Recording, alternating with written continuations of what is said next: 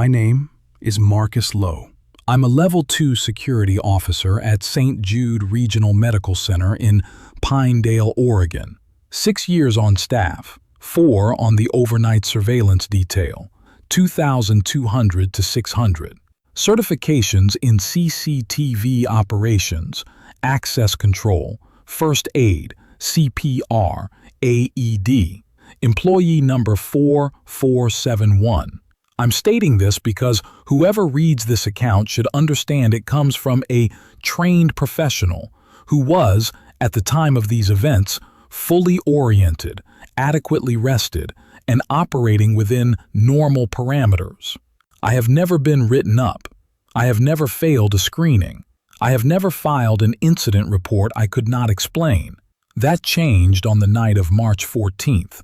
St. Jude is a 340-bed community hospital, 4 floors, 2 wings, east and west, connected by a central corridor on each level.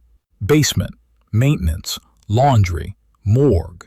First floor, emergency department, radiology, main lobby. Second floor, medical, surgical, and ICU. Third floor, maternity, pediatrics, behavioral health. Fourth floor, administration and overflow storage, partially decommissioned since 2021. The security office sits off the first floor lobby, 16 by 12 feet, 4 workstations, each with a dedicated monitor array. My station is Workstation C, 64 camera feeds, Pelco Video Expert VMS, closed network, Cerix fixed dome and Spectra PTZ cameras, installed 2019, continuous recording to a 90-day archive, NTP synchronized timestamps. The system is not old. It is not failing. It was not glitching. On a normal overnight, I perform 4 patrols, 2300, 0100, 0300, 0500, and monitor feeds between them. I relieved Dave Kowalski at 2158 on the 14th. Normal handoff. All systems nominal. I checked in with the floor charge nurses, Shannon, Patricia, Gail, and settled into Workstation C. At 2:21:14, I noticed something on camera 27. Camera 27 covers the west second floor corridor, elevator bank to nurses' station, approximately 140 feet, fixed dome, ceiling mounted at the midpoint, 14 overhead fluorescent panels. I've walked it hundreds of times, 50 seconds at my normal pace. At 2,214, the corridor had 17 fluorescent panels. I counted twice. The hallway extended maybe 25 additional feet beyond where the nurses' station should begin, continuing into a dim stretch that exceeded the camera's field of view. Camera 28, covering the opposite end of the same corridor, showed it normally, 14 panels. Patricia at her desk. I went back to camera 27, 17 panels. I cycled the feed off and on. It returned to normal. I logged it as a minor display anomaly, suspected rendering artifact. No action required. I conducted my 2,300 patrol. The corridor was its normal length, 14 panels, 52 seconds. Patricia was charting. The wind was rattling a window in 2:14. I checked. The window was fine. Nothing else happened that night. The next night, March 15th, at 22:33, camera 14 showed the first floor main lobby, locked after 2100, lights dimmed to 40%, at full illumination.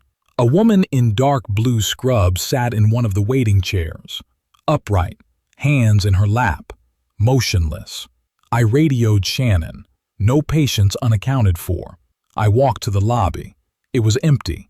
Lights at 40%. Doors locked. I returned to my station. The woman was gone from the feed. I rewound. At 22:33:04, empty lobby. At 22:33:05, 1 frame later, full lights, woman present. No transition. She sat motionless for 4 minutes and 11 seconds. At the exact moment I entered the lobby on the edge of the frame, the feed cut to the empty, dimmed lobby. One frame she was there. Next frame, gone. Continuous timestamp. No gap. I saved the clip, filed it as a possible system rendering error. I did not believe it was a rendering error. I didn't know what I believed. On Monday, I showed the clip to Tom Harker, our security supervisor. He watched it twice, said, "Huh," suggested a buffer issue, submitted an IT work order. Ticket 8837. 3 days later, it had not been assigned. Over the next 2 weeks, I documented 11 additional incidents. The pattern was specific. Camera 41. Basement morgue corridor lights on. Motion sensor showing no activation. Camera 22. A man in a white coat entering the second-floor elevator, descending. No one exiting on any floor. Elevator log showing no movement. Camera 27 again. 17 panels. An extension lasting 6 minutes 44 seconds. A figure standing motionless at the far end of the impossible hallway. Camera 31. A nurse descending the third-floor stairwell with no badge swipe. No alarm activation. Camera 14. The lobby occupied by 3 people in scrubs, talking near the information desk, reverting after 2 minutes. Camera 38. The decommissioned 4th floor east wing fully lit, clean, operational, no dust covers, no storage bins, no decommissioning signs, for 9 minutes. Camera 22 again. 2 people entering the elevator, no one exiting. The system log saying the car hadn't moved. Camera 11. A patient in a wheelchair in the ER triage bay, looking directly at the camera for 3 minutes and 12 seconds, while Shannon confirmed triage was clear. March 29th, 0047. Cameras 27, 38, 14, and 41 went anomalous simultaneously. 4 feeds showing a fully functioning hospital in spaces that were empty or locked or decommissioned. 9 individuals visible across the feeds, all in hospital attire. None rushed, none distressed, going about routines that looked entirely mundane. March 31st. Camera 27 showed 19 fluorescent panels. The figure at the far end was closer, maybe 10 feet closer, still motionless. I compiled everything. 13 incidents, timestamps, saved clips, cross-references to access control and elevator logs, and submitted a formal memo to Tom Harker on April 1st, 3.5 pages.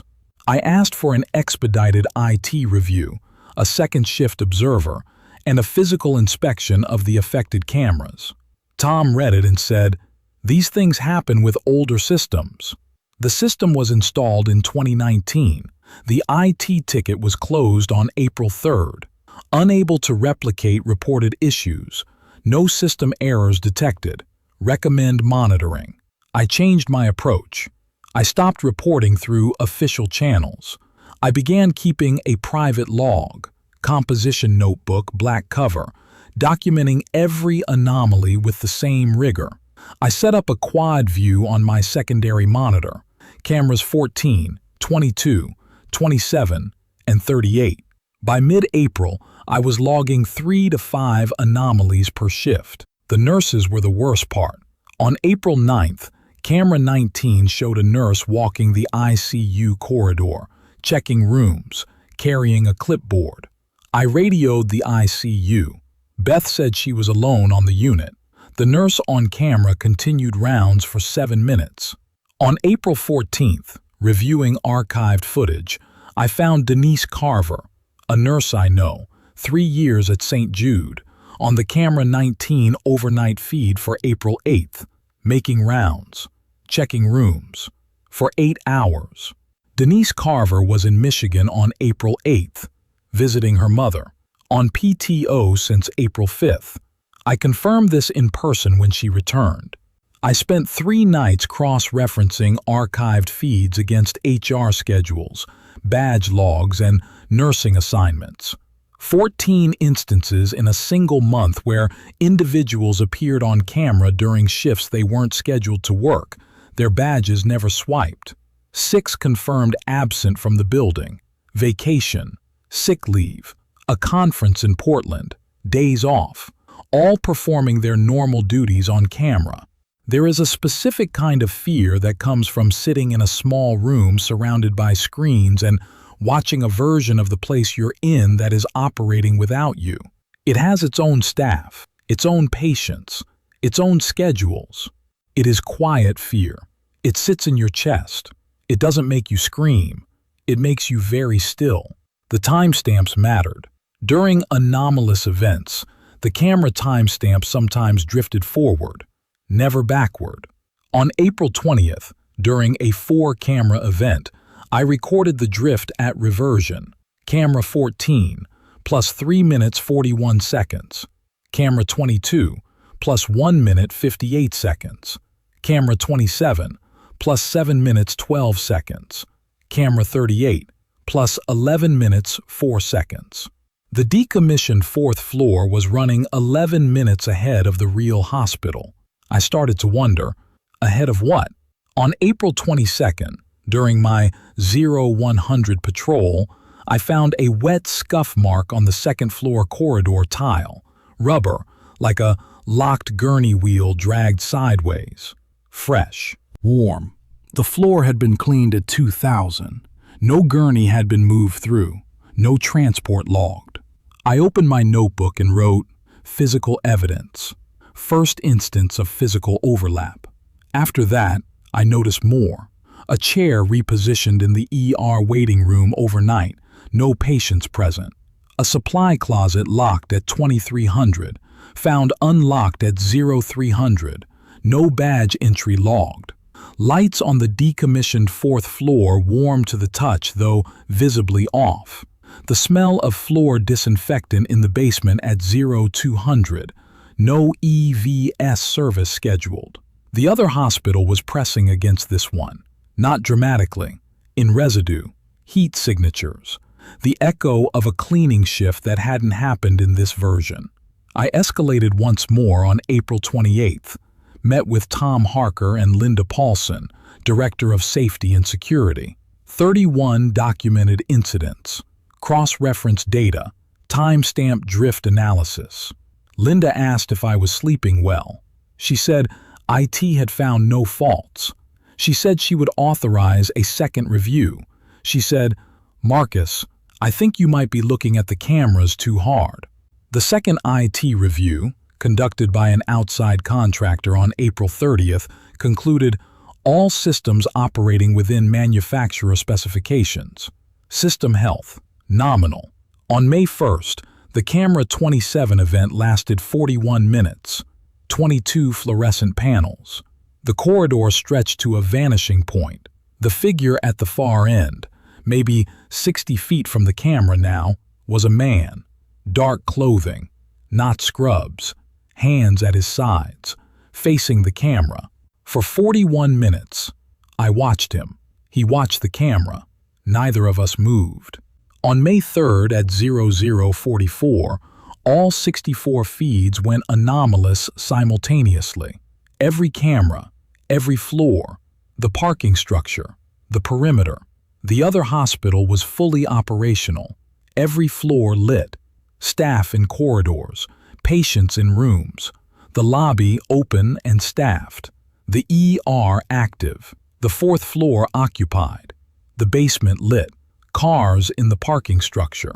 On camera 3, the corridor outside my office, a man in a security uniform walked toward the security office door. Coffee cup. Radio on his belt. My height. My build.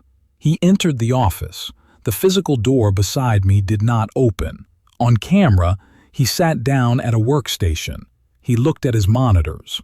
17 minutes. Then, all feeds reverted to normal. At 1:19, Gail radioed from the 3rd floor. "Did you guys do a walkthrough up here about 15 minutes ago? Someone walked past the station. I told her no. I'd been at my station the entire time. On May 5th, I returned from patrol to find a coffee cup at Workstation C, white ceramic, St. Jude logo, half full, warm. I do not drink coffee on shift. I drink water. My water bottle was on the desk where I'd left it. Someone had set down a cup of coffee at my workstation while I was gone. I poured it out, washed the mug, sat down, wrote in my notebook, "He drinks coffee on shift. I don't." On May 8th, my notebook disappeared from my cargo pocket. At 22:14, camera 3 showed a small, dark, rectangular object on the floor outside the security office door. I opened the door. Nothing there. On the feed, a hand in a dark uniform sleeve reached into the frame and picked up the notebook. I never found it. I am writing this from memory now, outside the building, because I believe a record should exist and I no longer trust that one will survive inside the hospital's systems. The cameras at St. Jude Regional Medical Center are functioning normally. 2 IT reviews confirm this. The system is nominal. The cameras are showing a hospital that operates in the same building with its own staff, patients, schedules, and its own security officer who drinks coffee and keeps a notebook. I don't know what he sees on his cameras. I don't know if he sees me. Last night, May 10th, I walked the second-floor corridor on my 0300 patrol. 14 panels, correct length. Patricia dozing at the station, but the light was wrong. The same 6,500 Kelvin daylight tubes, but the quality was different. Slightly warmer, slightly amber. I walked back to the security office and looked at camera 27. The corridor on the monitor looked cooler, whiter. It looked like the right light, and I thought, maybe the cameras aren't showing me the other hospital. Maybe the cameras are showing the real one. My shift ends in 11 minutes. Andrea Baskin will relieve me at 0600. I will hand off. I will sign the log. I will walk to my car and drive home on streets I will try not to look at too carefully. I will close my curtains. I will lie down in a house I will try very hard to believe is the right one. And tonight, at 2200, I will come back. I will sit at Workstation C. I will look at 64 camera feeds. And I will try to determine which side of the glass I'm on. Incident report filed by Marcus Lowe, Security Officer, Level 2. Employee number 4471, St. Jude Regional Medical Center, Pinedale, Oregon. Date, May 11th. Time, 0549. Status, unresolved.